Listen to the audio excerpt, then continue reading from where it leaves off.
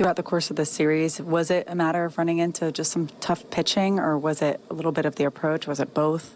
I don't know. That's a good team. We had the lead a few times, so I think there's, you could look at a number of different things that happened, why we got swept. There's a lot of positives today, I thought. I thought Johnny was really good. I thought Soriano was good. I think he labored a little bit at the end, probably a little bit tired, having hasn't had 4-ups in a long time, so I think he kind of labored towards the end, but I thought he did really well. Put together some quality at-bats, especially late.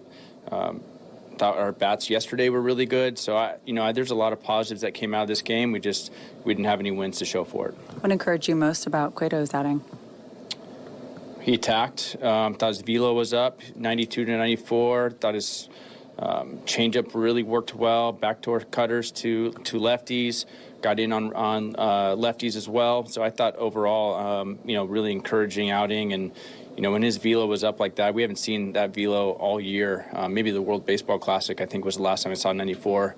It's really good to see. How do you hope he builds off of this? Hopefully he builds off of it. Yeah, exactly right. I think that's the goal is, coming out of the bullpen and seeing what he had. And, you don't know until he gets here. A lot of the guys that are veteran guys that go down the minor leagues, you don't know if it's the same sort of intensity, and you try to get that intensity. Sometimes you can't. It's not the same, especially when you've been in the big leagues for, 12 years or whatever it's been for him. So seeing him back out here in a big league setting with that kind of velo and that kind of stuff is, what we were hoping for. Oker in the first, what did you see from him? I just felt like he left some sliders over the middle of the plate. And, he'd probably tell you the same thing, just some mistake pitches that they hit hard. So talk about Dane Myers playing for you guys in center field. So 6 multi-hit games since he's been called up. What do you know about this kid, how well he's played for you? How much of an offensive spark he's been for you guys?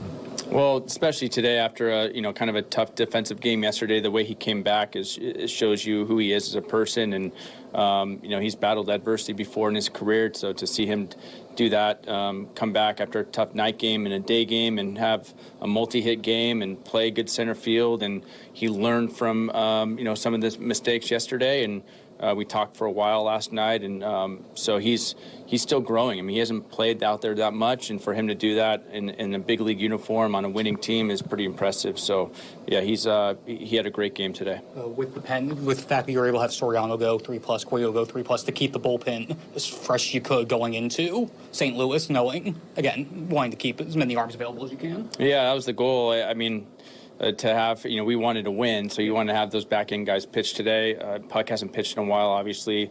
Scott was going to pitch no matter what today because it's been 7 or 8 days since he's pitched last, so he needed to pitch. But, yeah, we'll be fresh to go tomorrow, and, with those guys picking up some really good innings and, keeping us in the game. So, they did a good job. Soriano and Cueto, they showed up today, and it was good to see. Indeed will be the Marlins bullpen after a pretty upsetting 3-game sweep. I think this is the only team besides the Braves to sweep the Marlins this season, although both times they've been swept are 2 of the top 3 teams in Major League Baseball. We're going to cover it all here. Welcome to State of the Fish, the weekly Marlins show, the premier Marlins space here. We've got Eli on our new Marlins Spaces account. Make sure to follow it. That way you will get notifications anytime we go live. We will be planning on doing more than just State of the Fish from the Spaces account as rumor mill heats up and as the games get more important throughout the year as the Marlins make a hopeful postseason push. We've got Kevin here as well. Of course, myself. We have some Fish on First members in the listeners category as well. We'll be cycling in people. And, of course, the main event, we will get to your questions. I'm kind of focusing more on getting your guys' questions for this particular space. There's not much to cover since we just talked on Thursday, covered every topic between the break, first half awards. We did deadline talk the previous week. So only one series to recap. With the Marlins not won since the All-Star break, a 3-game sweep by the Baltimore Orioles, a 1-run loss today, but can you really call it that? As all of the Marlins runs came in the 9th inning, but some encouraging stuff for sure, to say the least. Some decent showings from the bullpen. And, of course, I think the main headline today, Johnny Cueto is back, and he through 3 scoreless innings. One of the more shocking things that I think that's happened as of late with the Marlins, pretty funny stuff, honestly, if you ask me, but it was low leverage. I'll be intrigued to see what he can do throughout the week as the Marlins have St. Louis and Detroit coming up, or Colorado. Who's this weekend? I forget. It's one of the two. Yeah, it's St. Louis these next 3 games, and then it's Colorado Friday to Sunday. Yep. Gotcha. Okay. Then there's Tampa Bay. Then it's Detroit. I was thinking Detroit was next week because of the Miguel Cabrera stuff, which got broken in our last spaces, if you recall. We had Danny Alvarez in here from Electra Base, and he announced that there would be a Miguel Cabrera weekend. So that's 2 weeks for Venezuela Heritage weekend at the ballpark. But focusing on now and what has just transpired. One thing that I've been in some discussion with people on Twitter, and we're going to get into it more, I'm sure, with the deadline looming, and we blocked out some time to talk about it, is Miami's offense, and I think they need another bat in this lineup. They really want to go make a run at this thing. And as we saw this weekend, low-scoring affair Friday. Yesterday, a pretty good offensive game, and outside of the 9th inning today, the bats were ice cold. So I think some of the offensive flaws are still showing for Miami, but it was nice today to see some guys pick up the slack when Arise went over 5. But ultimately, I believe that is still a need, but we'll go to Kevin and Eli here for the Orioles series. I mean, not much to take away from it other than Miami kind of got their ass whooped by a better team. Yeah, I think you said it right. And, that middle game was really tough to watch because Miami did have a 4-0 lead, but, things happen and Baltimore gets the better end of you. And, this is arguably one of the best teams in Major League Baseball. So not surprised Baltimore took all 3. I think some of us expected maybe that Sandy start to go in Miami's favor, but that didn't happen. And, I do want to start with Sandy because for the most part, he was pretty good. And he had a quality start, and I know some of us disagreed with that, but for the most part, he was pretty good. I mean, he just missed some pitches that obviously Adam Frazier and Cedric Mullins took deep, and aside from that, he looked pretty good. But Dean Kremer, on the other hand, looked really damn good, and I think he outdueled Sandy in that game, and the offense just wasn't able to get it going. I think, this is not the Luis Ariz multi-hit game. You go to game 2, Braxton, he looked all right. He gave up the 3 runs there, and after that, the bullpen kind of messed it up for you. And then today, Kyle Bradish carved up the Marlins lineup. There's no other way to put it. And, the bullpen. I think Baltimore really put the guys they don't use too much at the end, and that's kind of what helped Miami score those, I believe those 5 runs, or 4, I'm sorry, to make it a 1-run game. But, yeah, tough series. Miami, thankfully, at St. Louis, they could kind of make up for some of the the 3 losses there. So, big series ahead for Miami in terms of just you need wins. Right. This obviously felt different than the Braves series. The Braves series being that 2 of those games were completely lopsided, and then even the third one was kind of out of reach. In this one, you felt like they should have won at least one of those games. You felt like they should have won on Saturday. Saturday is when they ran into the vulnerable starter, Kyle Gibson.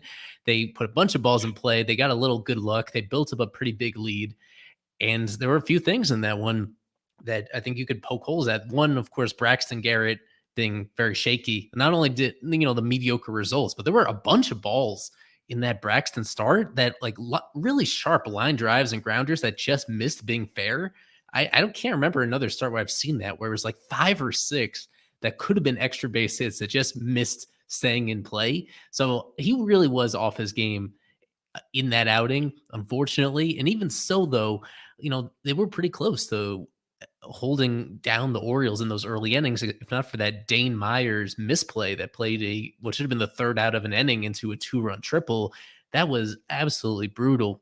And unfortunately to be expected because they don't have any other option in center field that you really like. They're playing Dane Myers every day because he's raking, and the only position that's really open is center field. So even though they got more good hitting from Dane in the series, that's where his inexperience showed up, and that hurt a lot. Even so, they had the lead going to the later innings, and Huascar Brazovan laid an egg. That was one of his worst outings as a Marlin, where he was actually able to throw the ball over the plate, but it was still getting hammered. Like 4 straight really hard hit balls against him. One game tying home run, and then a couple hits after that that put the Orioles ahead for good. That was disappointing because he'd been pitching pretty well over the previous month prior to that. But I think you can, that was kind of a whole series where there were little decisions by Skip that I thought were kind of uncharacteristic. The idea that they just went into Sunday with a bullpen day, and that was the plan. The plan was just to like let their bullpen pitch instead of coming out of a break and obviously having all your starters fully rested. That was an interesting decision that did not work out well. That backfired immediately because Okert was starting a game, something he had never done in his major league career. And I think you have to not just second guess that, but first guess that really weird decision that he made there. And aside from that, these were close games that could have gone either way. And, you're used to them pulling out these games. This is one of the only times this year where I can remember them losing back-to-back games, both by 1-run margins. That it's just really unusual to see a Marlins team like this. And you need to put it in the context that this is one of the best teams that they've played all year. Outside of the Braves, this is a team that I think everybody agrees is a tier better than the Marlins, a more complete and more talented team. And that's kind of what made the difference ultimately. You can poke to a lot of different things, but there's just so much talent on this Orioles roster that it was always going to be tough to win this series. I think that there's just one regret is that they didn't steal that middle game and make it a more competitive series. And I think this series really showed that Miami not only needs another reliever and preferably a righty, as you mentioned today in one of your articles, Eli, but they need a starter. You can't have a bullpen day every 5th inning. I know Edward Cabrera is coming back, but I'm not very confident Edwards right now give you 6 innings of work at a consistent rate, because he's had his troubles. He's walked a lot of guys and he's gotten hit hard at times, but you kind of hope they do acquire a 5 starter, and we will have articles on those guys, but we'll probably talk about some of them even tonight and next week. So I think not only that, and I know Grant said it, I think you would love another big bat, but right now I think you need a pitcher and a reliever to add into this team because it's necessary. I mean, we saw it. I don't think you want to have a bullpen every 5th day going out there and working it up, and you need fresh arms. I think that's the biggest thing too. Andrew Nardi went down right before the All-Star break, and you're bound to lose more guys if they keep working them the way that they've been this whole year. That's probably a good segue. And like Kevin said, agree that starter and reliever, I think, are probably the biggest teams. But there's been 4 things that's been on my wish list pretty much for the last 3-4 weeks. I've said the Marlins really need. I'm going to touch on it in a series of articles I'm going to have coming out this week. First one will probably be up maybe like tomorrow morning, sometime tomorrow, Tuesday, I don't know. But it's written. It's ready. I'm going to break down the tiers of options for the Marlins, whether it be realistic, possibility, pipe dream, or it's just not happening. We're going to start with the realistic ones. So be on the lookout for that. But like Kevin said, starter, reliever, preferably right-handed for both. I mean, I guess the starter can do whatever, but you want another righty out of the bullpen 100%. I would love a good middle of the order bat. And a catcher, I think, is something that needs to be acquired as well at some point. Stallings isn't going to be on this roster in 2024. Why not get an early head start on that? So plenty of options. And you know what? I guess it's a good time to announce it next week when we do the space. We will have a guest, like I said, last spaces. It's going to be Craig Mish. So he will be taking all of your questions. We'll probably dedicate most of the space to that. So as the rumor mill heats up through the next week, get ready. Write down your questions. Keep your eyes peeled on all that stuff. So it should be fun. So I guess, do you guys want to talk about the deadline? But any last parting thoughts of the Orioles series? Actually, I have one idea. Let's all say one nice thing about Johnny Cueto real quick. Yeah, I need to eat a little crow on that. I suspected this would happen. I knew if I went out on a limb and said he didn't belong in the majors that he would throw up some zeros. The surprise was the velocity being up. He had not thrown a single pitch above 92 during any of his rehab starts, not a single one. And then in this start, he basically averages right around 93 on his fastball. So that was a key difference. I have a theory as to why that happened. I think that happened because instead of being stretched out as a starter, he was able to kind of air it out a little bit coming out of the pen in the fifth inning, just knowing that his workload is only going to be at most about half as much as a typical start. And so that made a difference. And that's an important difference that perhaps, allows him to be a slightly different pitcher than the one that we saw struggling during rehab. I always believed that he could still throw the ball over the plate the way he wanted to. But what we saw in this game also is that with one exception, he got one swinging strike in 3 innings. And every other ball, guys made contact with it. So there was a lot of balls put into play. And I still have a lot of pessimism about what it's going to look like moving forward. But this was about everything you could have hoped for from his first outing, that he ate some valuable innings and he put them in a better position to compete during their next series. Noah requested. Noah, you have something nice to say about Johnny Cueto? Not just Johnny Cueto, but specifically Tanner Scott. I've never seen him throw 100 miles per hour before, and he did it twice today and was pretty much hovering around 99. And if he can do that the rest of the season and command it, oh boy. Johnny Cueto, oh my God. Let's put this into context. Not in a single rehab start, he did this. He gave up multiple homers in almost all his rehab starts. He did not throw up zeros at all. I think the most strikeouts he had in a rehab start, I believe, was maybe 3 or 4. So for him to do this, it's pretty impressive. And what Eli said, I think he was realistically, he was basically fucking with us because his velo was up on every single pitch. And he was averaging 93 around there. And, oh, my God, look, it's nice to see Johnny Cueto have success. I think we were all expecting what he did in Double-A Pensacola, I believe, in the second start. We gave up, 3 homers. But it's nice to see him put up all zeros in a meaningless game at that point. But, yeah, I don't think there's much more to say on Cueto. Hopefully they continue to use him correctly. And I guess he won't pitch for a couple days. He won 3 innings and I think worked up pretty high pitch count, if I'm correct. So, one of the things I want to just quickly say about Cueto is I noticed in the first inning of work, he was really messing around with his timing and his delivery, and as he normally does, but within the pitch clock limitations, and that was really setting hitters off balance. So I think if he can do that, that can really help him, and that was really funny to watch him mess with the guy's timing. I'm tempering expectations. Like Eli said, the guy's ramping up. The guy's ramping up because he's coming in later in the game. He's throwing as hard as he possibly can, and that's 93 miles an hour. If he's messing with timing, as Noah said, I watched a little bit of the game. I did not watch all of it, admittedly. If he's continuing to mess with timing, that's definitely to his advantage, but that's something he's always done. It's the guy who's ramping up for a reason, and it's because he knows he's coming into the game later on. He doesn't have to really withstand his velocity later on. I think it was very smart by the Marlins to not make him a starter and make him a guy out of the bullpen. That is literally the only role that he has on this team. He's not a starter anymore. The Marlins know that, which at least that's good. But I'm tempering expectations because this guy was still very near the strike zone with 93 miles an hour. And, as hitters get reacclimated to him starting to and trying to mess with timing, I think there's going to be more contact against him. So it was good today.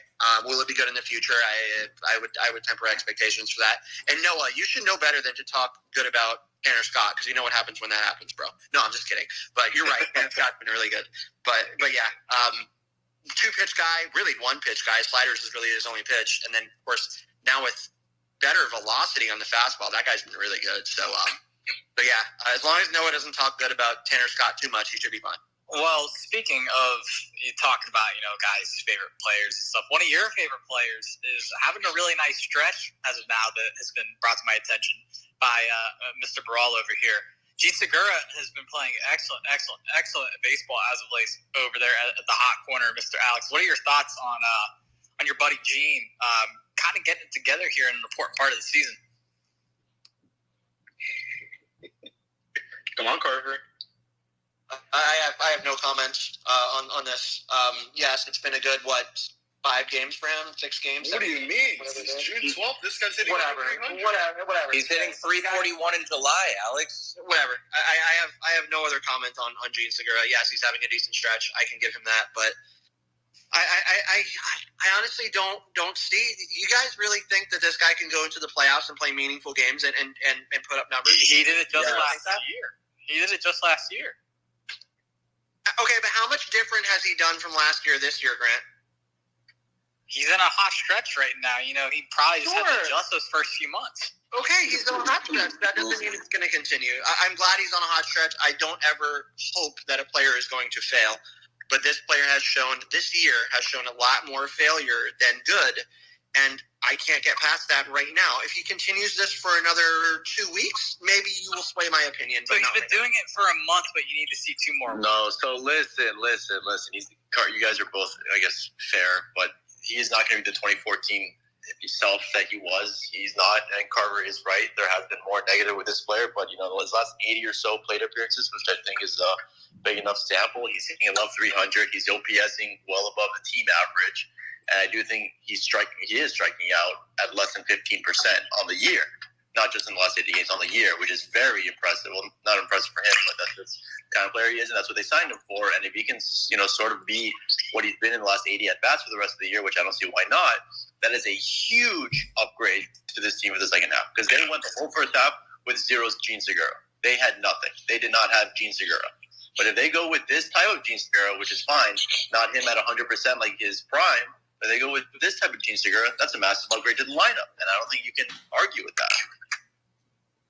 All right, well, we won't harp on it too much longer here since we want to get the questions soon, but trade deadline talk, we'll talk about it. Not much has changed since the last we talked, other than actually really nothing. We talked about how the Cardinals were game sellers. And some rumors over the weekend about a particular catcher, which I want to put out there. It's not happening. And if it does, build missing a statue. But, we'll kind of go open discussion here. 2 weeks out, Marlins have some clear needs. What are your guys' thoughts on just positioning period? Any grievances you want to air out about Marlins' plan of attack at this deadline, what other teams are doing? The floor is yours. I think the one thing that they have to do, I want to keep it as simple as possible. They do have to add pitching from outside this organization, especially now seeing it play out a little bit in terms of what's going on with Yuri. The fact that he's not even pitching in minor league games and is not scheduled to do so for the coming days as well. Between Trevor Rogers still not throwing, and then between what I touched on in an article today about the bullpen and the fact that when it comes to the right-handed options in this bullpen, there's really not anybody that I love with the game on the line in that regard. So to keep it as simple as possible, they do have to add more experienced major league pitching at this deadline, one way or the other, and they'll have to use some of their farm system, I think, to get that pitching. Well, on the hitting side, it's a lot more. It's a very vague situation. It's a tricky situation on the hitting side because they have a lot of hitters, but a lot of these guys are not quite as good as you would want outside of the guys at the very top of the food chain with Arise and Soler. So there's so many things that they could do, but then the question is exactly how they squeeze those guys onto the roster, because there's only so many hitters that you can have on the roster at one time. But I'm sure other guys will touch on that. In my opinion, I do think pitching is where it starts, even though the hitting has kind of been the storyline for much of this year, where I think it's pretty clear that is below average and that is holding the team back. The one place where it really is easy for this team to get better is on the pitching side, whether that is with a starting pitcher. And in my opinion, a starter is a lot more impactful than any relief arm could be. So that'd be my very top priority at this point is adding another starting pitcher. The fact that they're coming out of the break and 3 games into the second half of the season, they're doing a bullpen game. I think that just says everything you need to know about that current void they have on the roster. All right. So after that, Eli, I think number 2, and it's probably 1B is catcher, right? Fortes has been, has taken such a step back this year that I do think that they can't win with what they currently have at catcher. Well, it's a weakness. It is a weakness. I don't know if it's mandatory to address. If you don't address it, then you need to accept that it's a big limitation on the team. And I think really the only way to hedge it kind of is be even more aggressive when it comes to pinch hitters. It has been so disappointing for Tez offensively. Defensively, you could say he's been kind of what you wanted. But I think we're at this stage of the year where the numbers are the numbers, and he is hitting on the same level that Stallings is, and both of them are hitting at what is a very porous level, even relative to other catchers. There's the other complication with that, where these guys have to, if you acquire another catcher, they have to learn these pitchers on the fly during the middle of the year, and that's a lot easier said than done to learn those guys' tendencies and to make that work and make sure there's no value lost on that side of the ball. I'd certainly be open to doing so. There's just not a whole lot of guys that are available on the catching side, and some of the ones that are, some of the most popular names are ones that actually have not been hitting well themselves recently. Like Elias Diaz is a guy that I had circled for like 2 months now as a guy that would make so much sense for this team both this year and next year. But you look at his last month and a half, ever since he last played the Marlins, coincidentally, and he's not hitting any better than their current catchers are. And so are you going to make that big trade just to have a guy that can throw out base stealers? Is that really worth it? What it's going to cost to acquire him right now? That's kind of the push and pull that they have to go through in these negotiations. So I'd welcome an addition, but when you really go through the options, there's not a whole lot of catchers out there that you can really count on moving the needle that much. As weird as that sounds, because catching has been such a big weakness, I think, to me, it starts on the pitching side, and there's really no way to let this deadline go by without doing something on the pitching side. With the other positions, you need to look into every possibility and turn over every stone, and you can't let, in some situations, I think even rentals on the position player side, you need to be willing to make that move if it is going to be somebody that definitely fits in. But as we get closer, it really is harder for me to pinpoint hitters that I think fit seamlessly into this team and would be actually realistically available. And that's what I wanted to get to, because I don't think catchers is the second biggest thing. I would say it's starting pitching. You need to start. I mean, you have guys going down left and right. Trev is still not even throwing. Edward, who knows how good he will be when he comes back, or how consistent. Johnny Cueto probably will make another start for this team, and you can't go with a bullpen game every fifth day. I think they should bring in, and I'll throw out names because I know we've spoken about it.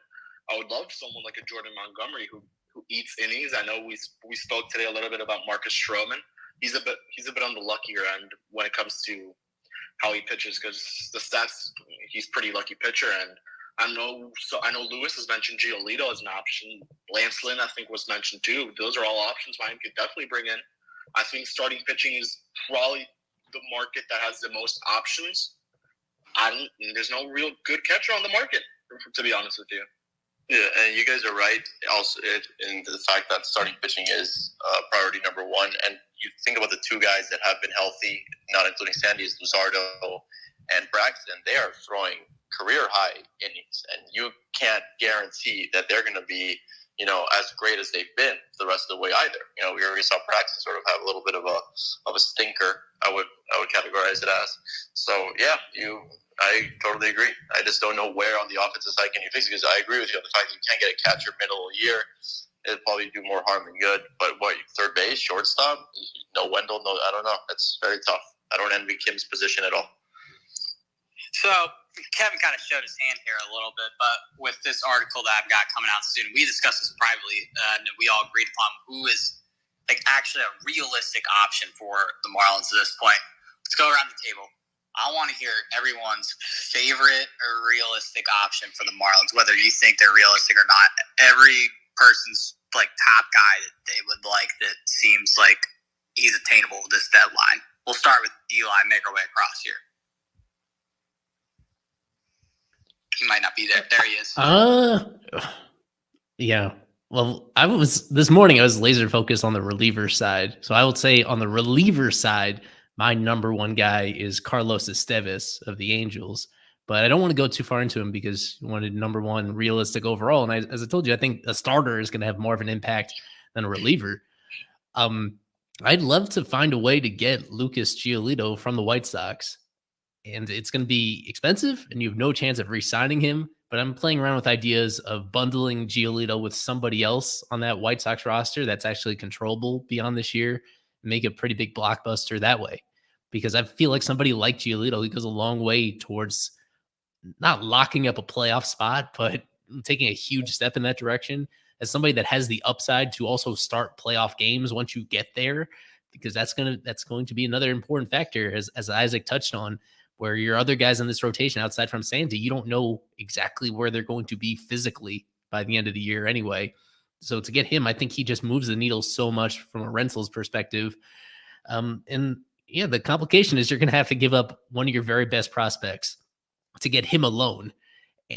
And for me, I wouldn't be willing. I'd be more comfortable doing that if there's like a second piece involved that is around beyond this year. So whether that's one of their relievers, Gregory Santos is a guy that I'm really focused on, but he's going to be pretty expensive on his own.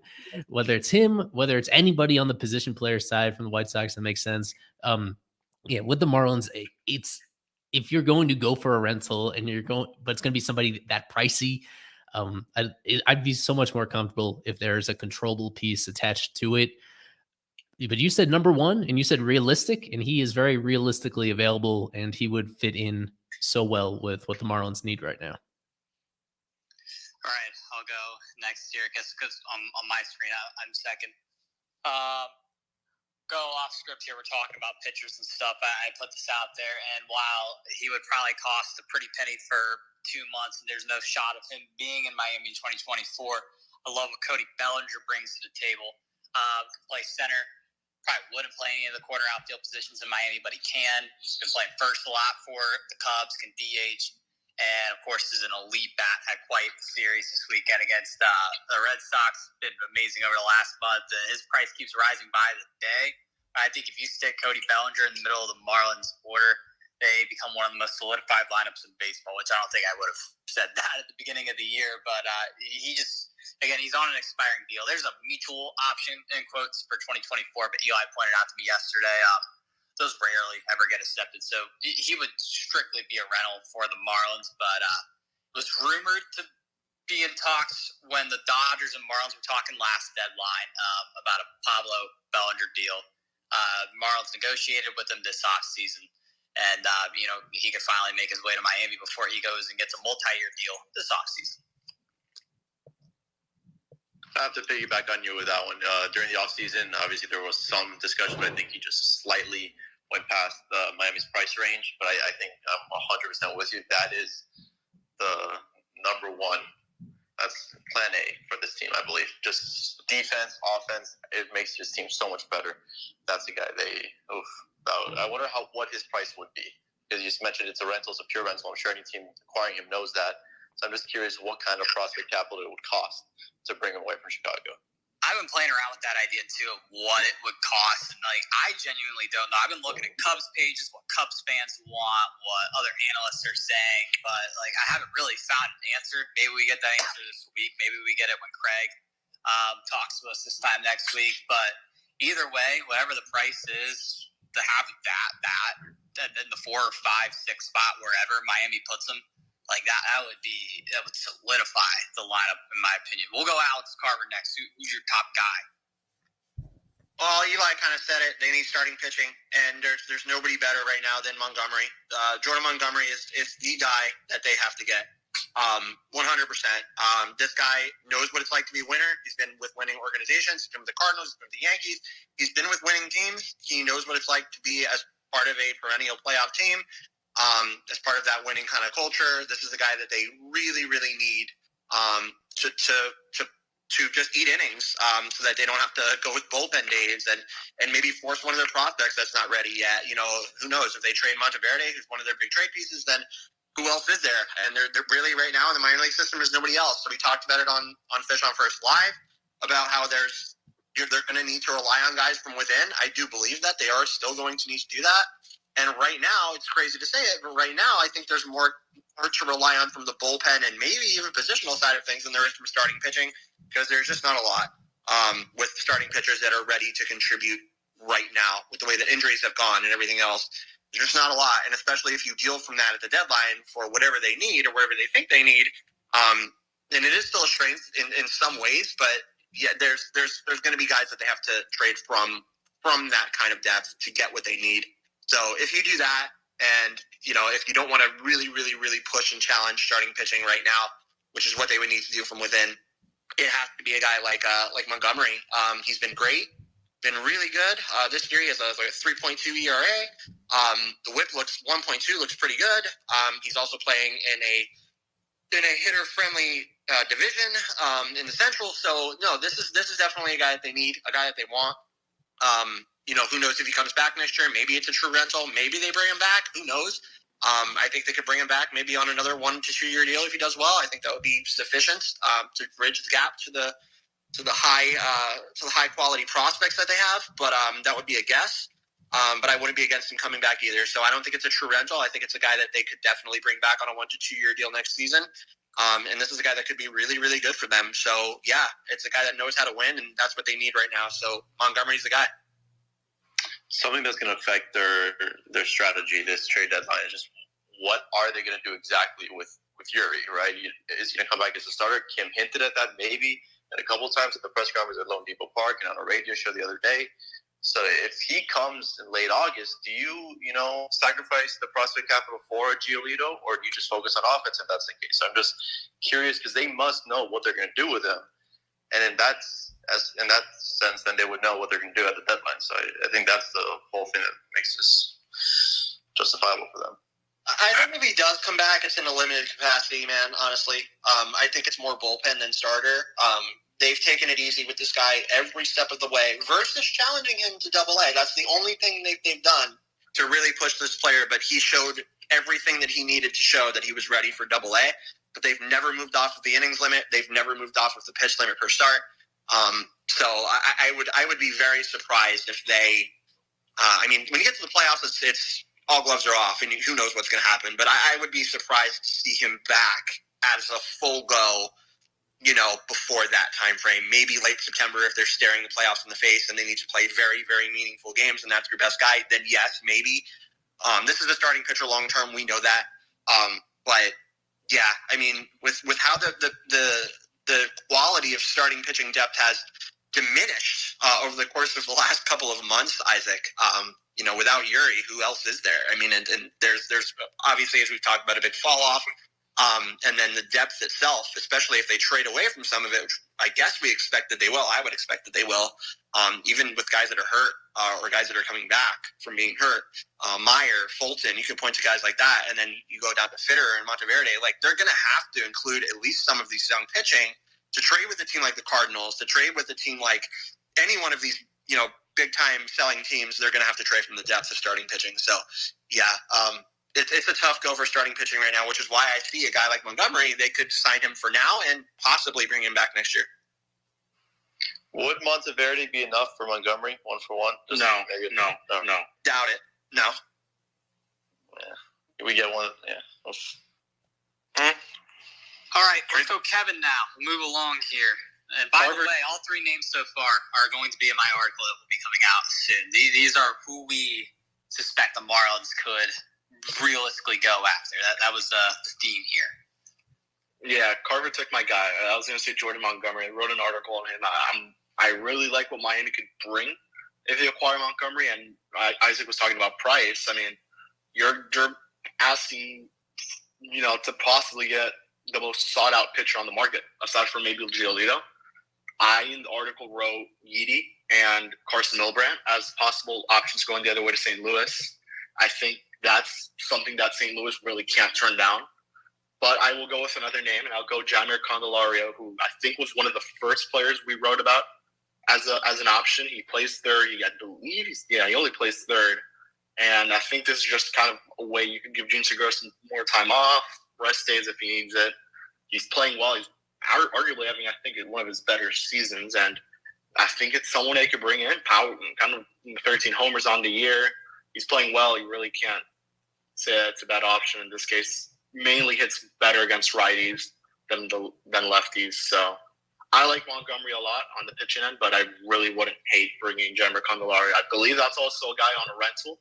So in that case, I would think Miami has some type of a shot to re-sign him, but it's unlikely. So I think this makes a lot of sense if you're trying to find a bat. And I know Candelario is definitely in Grant's article.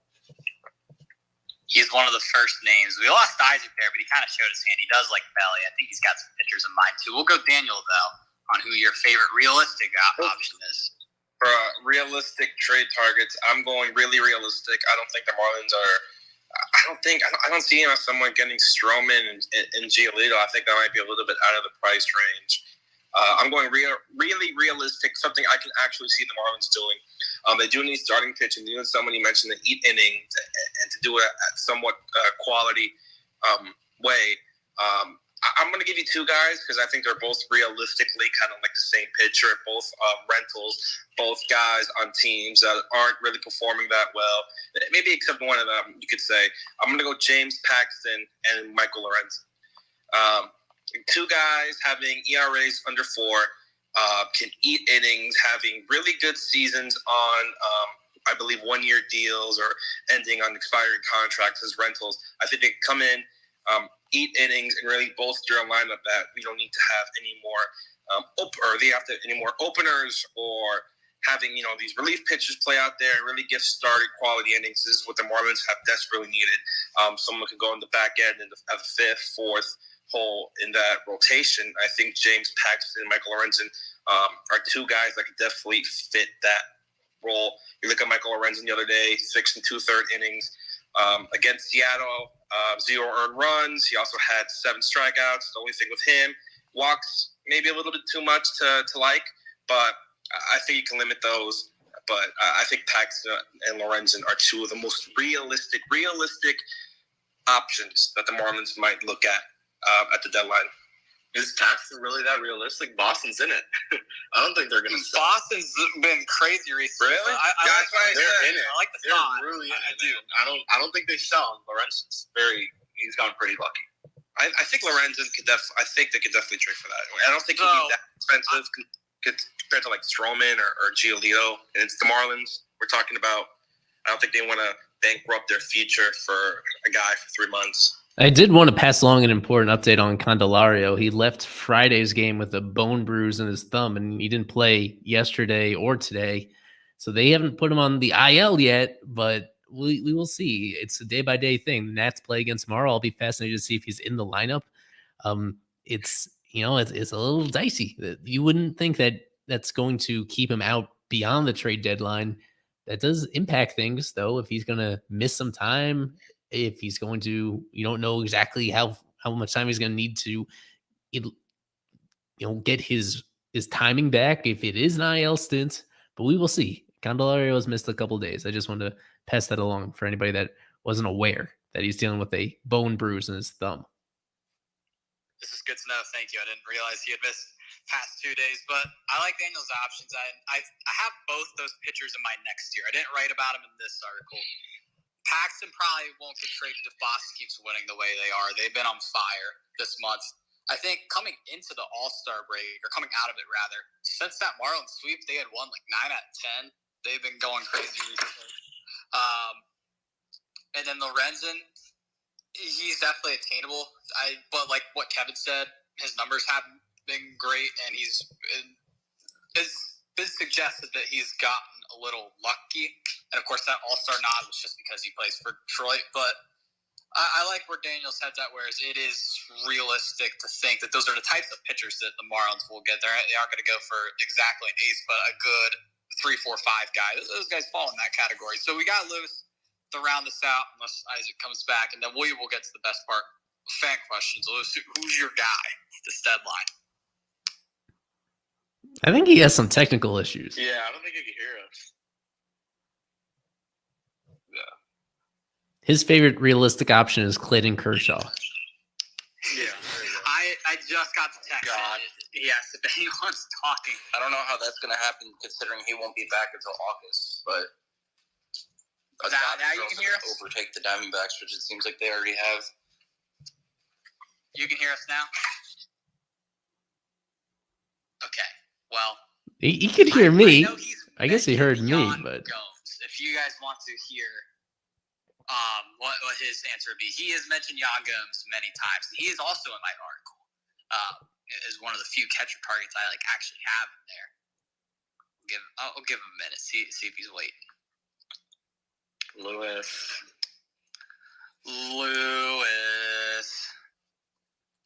I guess he can only hear me when I'm talking. All right, we'll relay the question then. See if we can get anything from him. I think we should just move on to the audience questions. 45. Okay, yeah, no, we got it. I can go really quickly on this. Just to, I guess, I don't want to speak for Lewis, of course, but I could just give some insight. I mean, local guy. He's from Miami, which is cool. Yeah, he's definitely better than the catchers that the Marlins currently have, but that's not hard to be, I guess, I would say, unfortunately. But yeah, it's a guy his contract expires at the end of the year. I think this would be true rental. Maybe he comes back if the Marlins don't think they have anything else catcher-wise in the system, but I think that they do, and I think they do as well. So yeah, it would definitely be an upgrade of what they have right now with Stallings and Fortes. But it's also a guy who's only played 57 games this year, so you worry about durability. He's also 35 years old, so I worry about durability there as well. So I don't know if I would be too persistent to give up what the Cubs would probably ask for a player like this, but it's not impossible. So yeah, he would definitely be an upgrade 100%, even though he's only played so sparingly this year. But yeah, I wouldn't be against it, depending on what they gave up. All right, well, I guess that'll cap it for us, unless we have any final departing thoughts. We'll get to the main event. We will get to fan questions. But, Lewis, he's here. Yes, I'm here. I can hear you guys. Okay, very, very briefly, give your top realistic trade target this deadline. Realistic? I think depending on what you're willing to give up, Bellinger on a rental isn't a bad idea. I mean, you guys have already talked enough about him. The only concern I have beyond him not re-signing, which I don't think he will, agree to a mutual option that the Cubs have in place with him if he were to come to Miami, because he's obviously he's looking at a deal better than Kyle Schwarber's in the free agent market, is the struggles that, and I'm surprised you guys didn't touch on it, he went through a period of about 2 years where he just didn't hit. And imagine you give up, say a B minus to A minus pitching prospect and Bellinger struggles. That's a problem.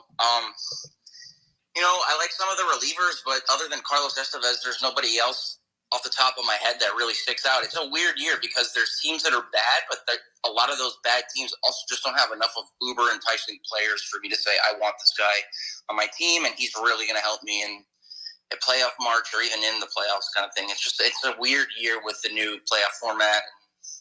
There's all these new rules in general, I think, have definitely altered the landscape of what the playoffs are going to look like more than just regular season games in general. No, I think you hit the point home there with the latter. This deadline, I mean, it's so tough to see who's going to sell. I still think there's probably going to be roughly between 6 to 10 teams that sell off this deadline, but we're still weeks away from the deadline, or 2 weeks about. But good points there on Belly. I'm definitely high on him, but yet again, his final couple of years in LA weren't pretty. But we will get to the best part now, fan questions. But first, before we do that, consider becoming a super subscriber, super follower, whatever you want to call it. It is all access to everything Fish on First. It is just a base plan of $3 a month. You can always donate more if you're generous. But it is, again, all access to Fish on First. Everything. You can do it on our website. Eli can probably tell you where to go. But the perks include series predictions. You can make the predictions with us. Winner gets a good prize. Last year, Daniel got a Williams Estadio shirt. You can play fantasy sports with us. Romeo won our fantasy football league, and he's a super subscriber. We have our own super subscriber fantasy baseball league. We do giveaways. We just partnered with Marlins Historian to give away an antique, historic Marlins radio helmet. Yeah, I wouldn't call it an antique. Antique is the wrong word. It's just It's old. it's memorabilia. Yeah, it was a mini radio. It was a helmet shaped like It was a radio shaped like a helmet, a Florida Marlins helmet from about 15 years ago. We got a lot of entries into that, but yeah, we picked somebody on Saturday for it. So yeah, people can just go directly to fishonfirst.com. There's a big letters about it right at the very top of the page that you just click become a super subscriber, and then it takes you to the sign up place. That's correct. And then again, base plan $3 a month. You can always donate more if you would like. Most of our super subscribers actually do pay more than $3 a month, so it's very generous. We appreciate it, and it pays for itself. I mean, we do ticket giveaways sometimes as well. It pays for itself. Again, it is $3 a month. It's the best deal out there. But the reason why we always pitch it here is because another perk is you get priority to speak in these spaces, and it will definitely come in handy next week when we have Craig on here. I was debating maybe making that super subscriber only for speaking, but we will discuss as a staff throughout the week if that's the best option. We don't have any super subscribers requested right now, but we'll bring in a frequent listener, Sharif, and get his question. Again, you guys can ask anything of talking about Marlins, whether it be who's on the roster right now, trade deadline, even if you have a baseball question. We all are fans of the game, and we'll answer any question that regards the sport or the team. So, Sharif, how are you? And what is your question? Doing okay, thank you. Appreciate the invite. And once again, continued great job by you guys. Just covering the team in all aspects. So I had a question in terms of the cost of Cooper, because I think we had Cooper here for three seasons or more now. And it seems like Jesus is the more athletic one we can be more patient with. And I'm breaking this down because I'm seeing who's best to trade. So if I'm going to trade anyone, I'm probably going to trade Coop, because I've seen 3 years of Coop. I think Coop was an alternate all-star, right, a year ago. And so his value may be at his highest now, and we can still give Jesus another year, maybe to show that he can be the left-hand bat that we want. Other than that, we can work with De La Cruz for another year. I think he's coming around. And for me, who do I want? I want to solve the pitching and the hitting one time. Keep in mind, guys, we had one of the best hitters, Ichiro, play for us. And I know Kim Ang isn't Japanese. Correct me if I'm wrong, but I think she can get a conversation with Shohei, and I mean to get him to sign. And with that, I think you would have a lot of fan base in Japan. You'd have a lot of fan base, a lot more come down to the games, and I think that would solve one of our starting pitchers. Now, who would they want? I'm definitely putting Cooper in that deal. And I'm just probably going to ask you guys, like, you know, if you're going to sacrifice Yuri. I had Emmett Olsen in there. I also had Cueto and Cooper to make up some of the money that he's probably going to be owed this year. And then, of course, if Kim Ang is going to sign him, then we can worry about signing Luis Arias and signing him next year. What are you guys' thoughts on that? Well, I'll start with this. You can't trade any of the draft picks right now. It would have to be until after the World Series. So right there, the trade can't happen on your end. And I don't think Miami will go after Shohei. It's impossible. You could look at the Dodgers, and they have multiple top 100 prospects, which they could easily offer. There are teams that have so much more than Miami that they could offer. And although the farm system is going to get depleted in some ways, it's still a strong farm system for other teams despite trading a lot of guys. And I just don't see Miami going for Shohei. I'll keep it that simple. If anyone else has a Shohei question, I don't suggest you ask it. Right. It's not happening. Well, yeah, just to be clear, this is it's understandable why you would want him for the Marlins. Every single team wants him because he's the best player in the league right now. And he is a pending free agent. This offseason, he's going to command the largest contract ever, at least in terms of average annual value. I don't know how many years, but he's going to be, many times beyond the Marlins price range, where they have just absolutely no chance to compete financially with those other teams.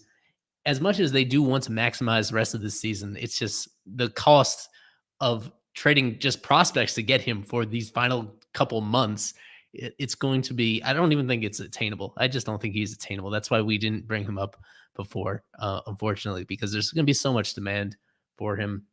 You did bring up Cooper, and he's going to be an interesting player to evaluate after the season. He is also a pending free agent as well, and he's played a lot better recently than he certainly did the first quarter of the season. This is a team that doesn't really have a very clear succession plan at first base after this season. But for the time being, they do have a nice thing going with him and Yuli. So I imagine that's going to stay the same. It wouldn't be the craziest thing in the world if they made some sort of deal and get something in return for him before he's a free agent. But yeah, it's really difficult to reconfigure that position any other way than they already have it right now. Those two have been a pretty good pairing. It would open up creative options if they had a single first baseman on the team and were able to devote one of those valuable roster spots to a hitter at a different position. It's just the way that things have gone. The fact that Cooper has improved and the fact that Yuli has held up a lot better than most were expecting. Yeah, I think they're just going to ride it out at that position and then reevaluate in the offseason. Thank you. And I've seen what Sandy has been doing over the last 3 starts. I think his two-seamer has been a little harder, touching 100. And the four-seamer, he's trying to keep it low. But when you do that, it's just a golf swing. And then that becomes a batting practice home run. So we've seen it once again. And his 2 favorite pitches, I mean, I don't know how much more you're going to give the film to opposing hitters. And then, you're still not using the curve, the slider is not bending. So later in games, guys are just going to time that up as we've seen. And I just think that yes, we love it touching 100 on the gun because we know it goes right past the batters. And it looks better, much better in the last 3 starts, but we've also seen you can time that up and hit that to right field or hit it over the fence. So Sandy needs to listen to us over here. But thank you again, guys. I'll let someone else come in.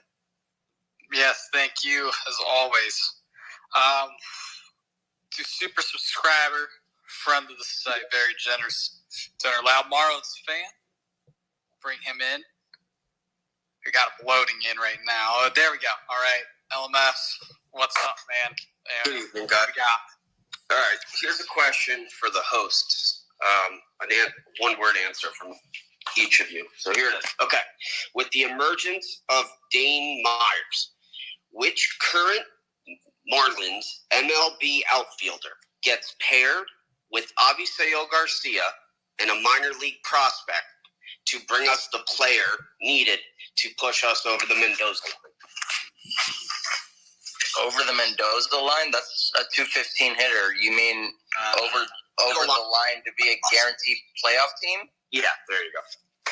Yeah. Well, I mean, you could package a Peyton Burdick.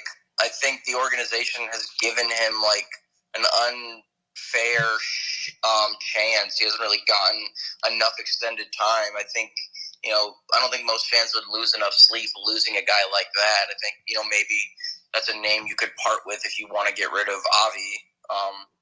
Other than that, maybe no one off the top of my head that overwhelms me. Mine is mine would be Aurora Encarnacion, maybe. Still has a very good, very, very good power case to him. And doesn't belong in AAA much longer. So I would say Aurora Encarnacion. I wouldn't say anybody from the big league team. That would be, anybody would be interested in. You're not going to trade De La Cruz. I don't think they're going to trade Jesus Sanchez just yet because he's continuing to show that he can have spurts of pretty good pretty good play overall. So I don't think they're going to trade anybody from the big league team. So yeah, I would agree with Lewis. It would either be Burdick or Encarnacion would be the 2 guys that I would point to that teams would be interested in my opinion. Perfect. Anyone else? No, I'm on the same page in terms of Burdick. I think if they're at a point where he might not have any value whatsoever by the end of the season. He's already 26 years old, and the reason why he hasn't even come up again, despite the injuries to Davis and to Jazz, is because he continues to just strike out so much against AAA pitching that it's just really hard to trust it to work at the big league level, even over a small sample with him. So he was, for a period of time, he was one of their more highly regarded hitting prospects. But this has been a really disappointing year for him, and he is kind of stuck at the moment. So he'd be somebody that I can see them shedding from the 40-man roster if they could get anything in return on a different side. But I fear that his value has already gone down quite a bit this year, unfortunately. Yeah, I mean, he had that foot injury in spring training. Was it like a toe injury or something? You guys would know better than me. Isaac and Kevin probably know better, but I know he had a foot injury in spring training, which cost him some time. But he's pretty much been healthy since then. Just hasn't diminished the strikeout rate, and he still has the power, of course, and he's a very, very physical guy. What I will also say is they said no to trading for Wilson Contreras because of Peyton Burdick. So maybe he still has some kind of trade stock to him. That was like 2 years ago, but he still has some kind of trade stock to him that you could get some value out of. And they just drafted a guy who reminds me a lot of Peyton Burdick, who was slightly bigger than Peyton Burdick in the build, but reminds me a lot of him in terms of how he handles himself offensively and on defense as well, and can apparently play catcher, and that's Kemp Alderman. So I would say Burdick is definitely expendable at this point, which sucks to say because I really like that guy and still do like that guy. So him and Encarnacion are the two guys that you would look at LMF for those kind of guys. Perfect. Thank you, guys. And as always, anyone listening, go become a super subscriber. Have a good night. Amen to that. Thank you very much. It's unfortunate what has happened there with Burdick. We will get Rise Joyer in here. He's been requested for a minute. We'll bring him in. No more super subscribers requested. If any of you guys are out there, no Romeo tonight, which is weird. No Ryan either. All right, Rise Joyer, how are you tonight? What's your question? I'm good. How are you guys? So I don't think anyone talked about this potential trade target. I was looking at Kansas City's reliever, Scott Barlow. So I don't know if anyone wants to chime in and talk about Scott Barlow, but I was thinking, give it a shot, right?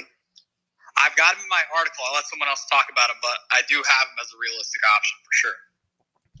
Yep. He is absolutely on my radar as well. This year, a little not quite as effective as he was the previous 2 years. The underlying stuff still looks pretty good. He still gets a lot of strikeouts. He still is especially good against right-handed batters in particular. I think he easily makes the bullpen better. He's also controllable beyond this year. The question being whether the Marlins are comfortable with the salary portion of it. I think he's earning $5.3 million this year. Now that he's closing games, he's continuing to close games with the Royals.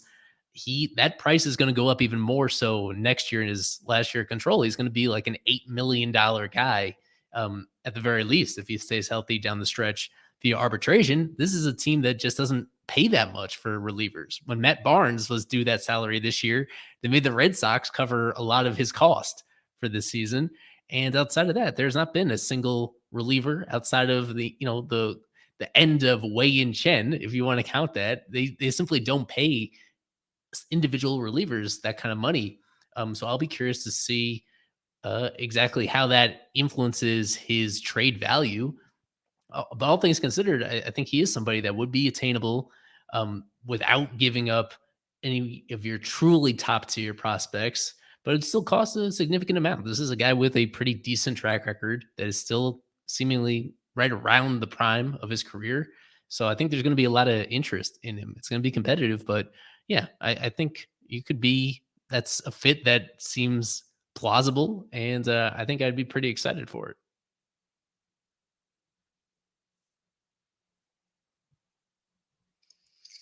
Any other questions, sir?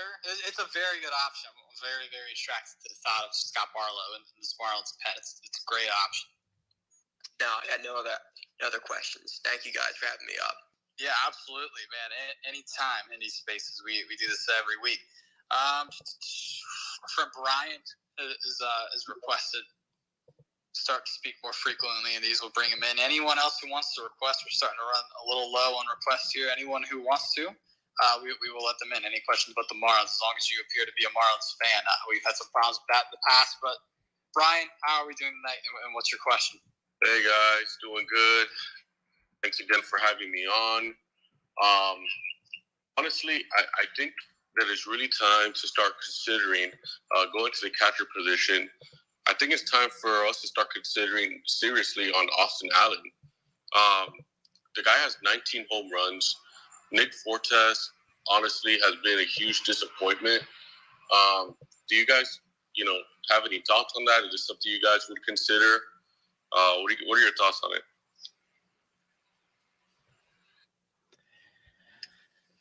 This is a Carver.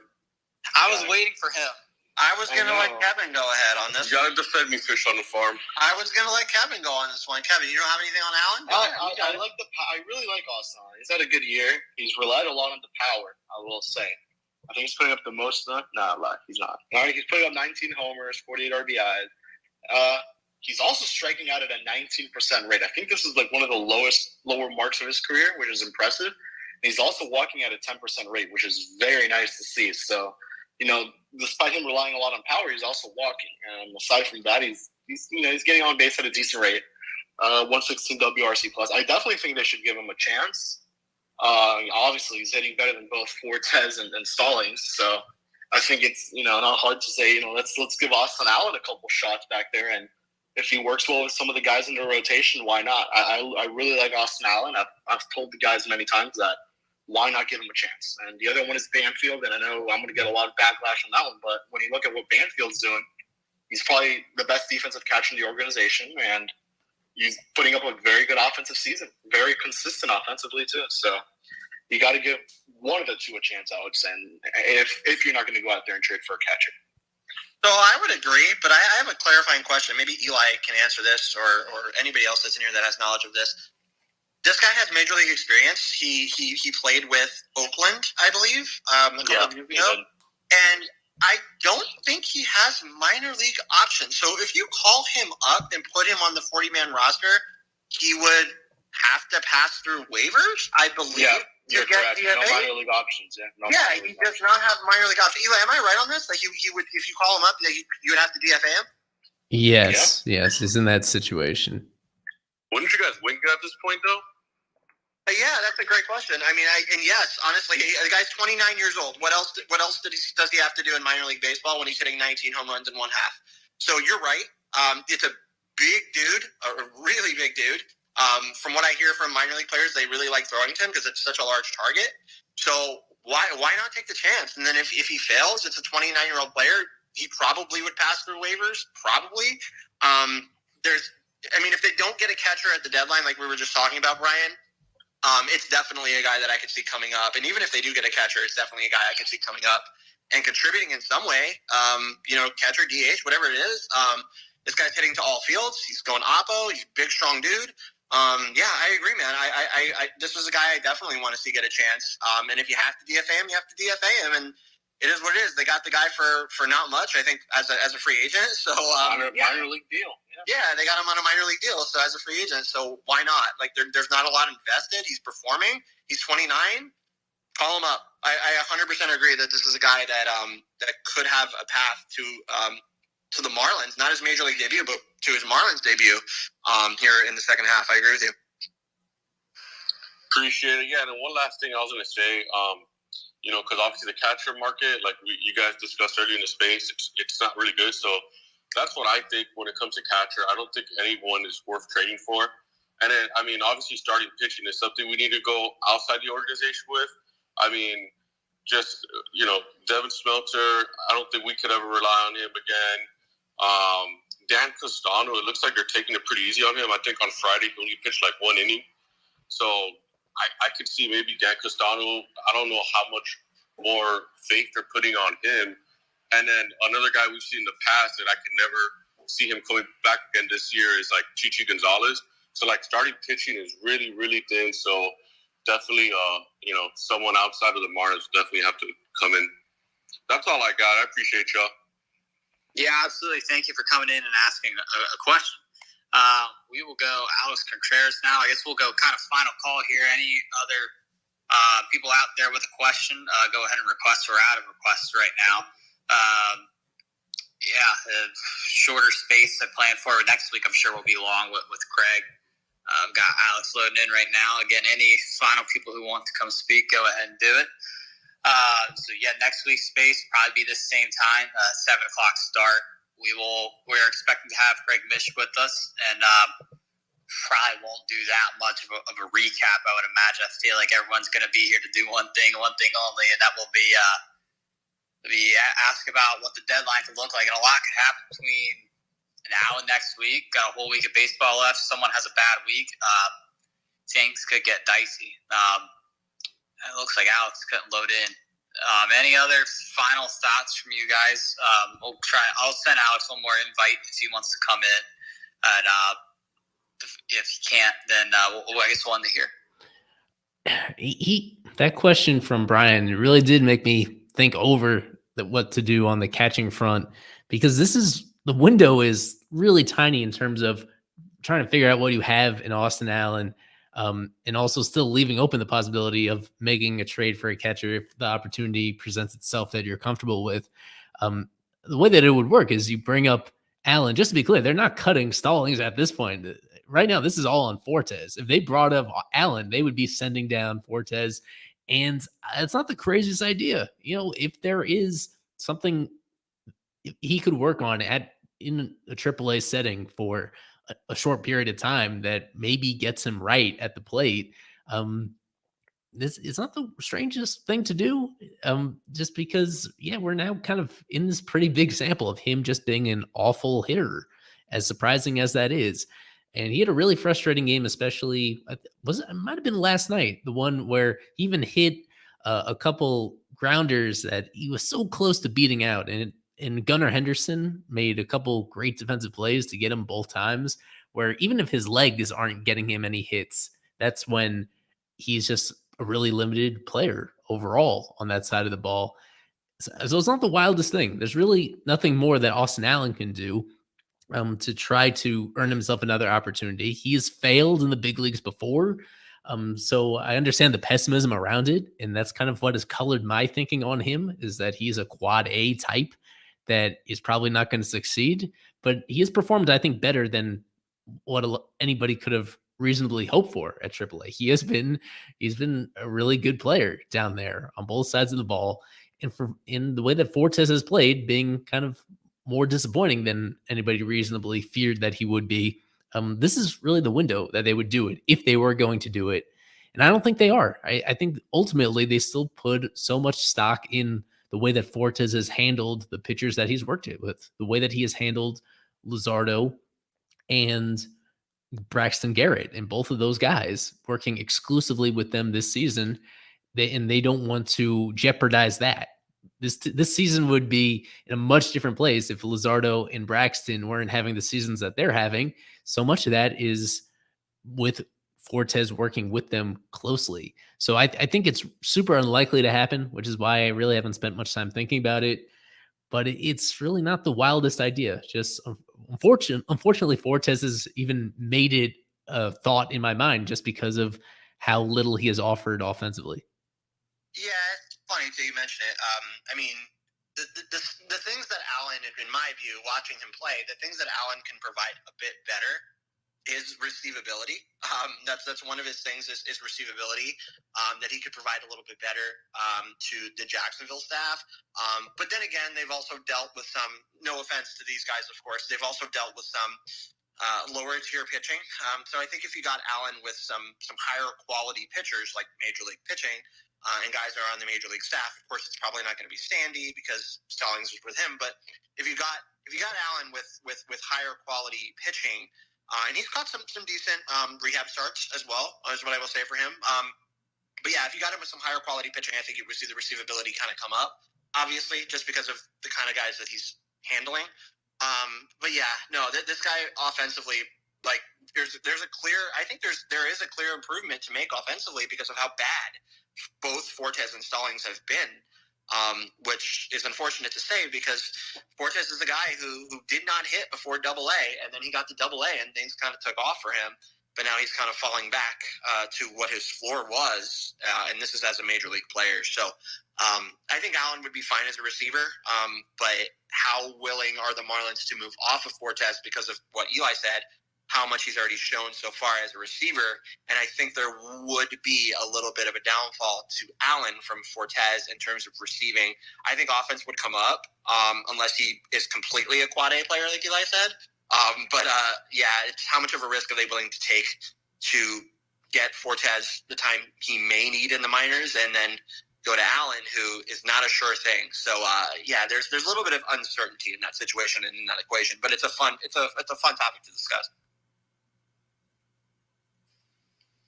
So it's a good, interesting note to end off on. Any final thoughts before we depart from anyone else?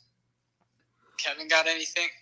No, just stay tuned. Should be a fun week ahead and very telling. Yep, another live stream tomorrow. It's a weird start time, 6:30 for our stream because the game is at 7:45 in St. Louis. Tune into that. You can watch that on Twitter or YouTube or Twitch that we're doing there. And aside from that, things just chugging along here. We appreciate everybody's support of what we do here at Fish on First. That being said, you guys enjoy your week. Cardinals and Rockies this week. Opportunity for another winning week for the Marlins next week, 7 o'clock. We will have Craig Mish here, we expect. The talks and trade deadline, so stay tuned and enjoy your night, everyone.